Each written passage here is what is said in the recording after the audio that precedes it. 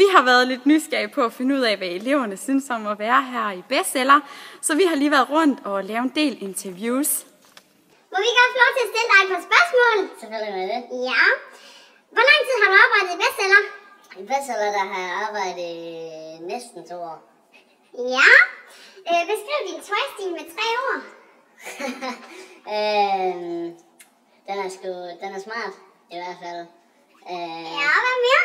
Så sige meget enkelt, og måske lidt poppet. Ja.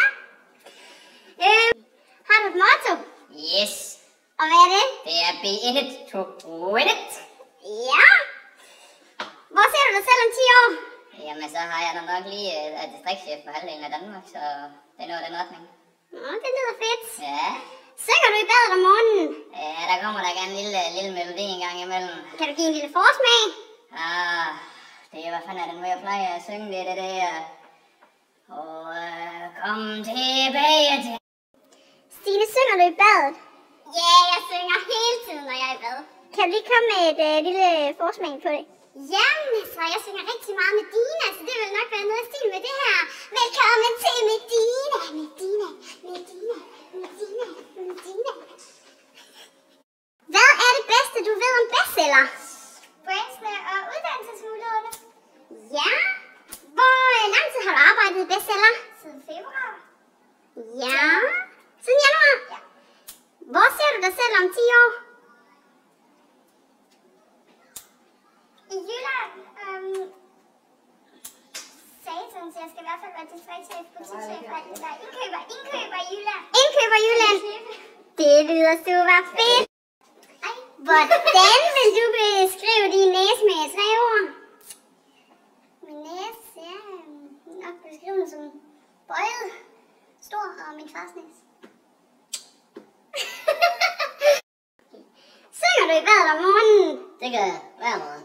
Hvad er det for en sang, du synger? Kan vi få en lille forsmag? Det ved jeg ikke, det er måske sådan, du ved, sådan noget lidt sådan noget Nick Jay, du ved. Ja, kan du lige synge lidt? Må vi høre, hvordan det lyder? Okay. Du tænder en ild ind i mig, bum bum bum bum. Så er det. Hold da kæft. Hold da kæft. Hvilket ord bruger du mest? Ja, så jeg bruger nok sådan et selvopfundet ord. Opstikmomogenasi. Hvor ser jeg selv om 10 år? Altså, forhåbentlig inden for bestsellerbranchen, eller hvad hedder sådan noget. I bestseller. Ja. Ja. Hvad med dig, Niklas? Det samme som ham. Stine, kan du beskrive din næse med 3 ord? Ja, den er smal, og den er skæv, kan man også godt se. Og sådan bare rigtig lille og fin. Du ligner sådan en, der synger i badet om morgenen, gør du det? Aldrig? Jeg kan ikke synge. Du kan bare lige give det lidt forsmag. Jeg ejer ikke en tone i mit liv, skal jeg lige sige. Det er sådan noget... Vi kan ikke bare få en lille bitte forsmag. Så er det sådan noget opera. En lille bitte forsmag. Ja, okay. Og det var så, hvad de dejlige Bestseller-elever havde at sige i aften. Ha' en rigtig god aften. God aften. Hej hej!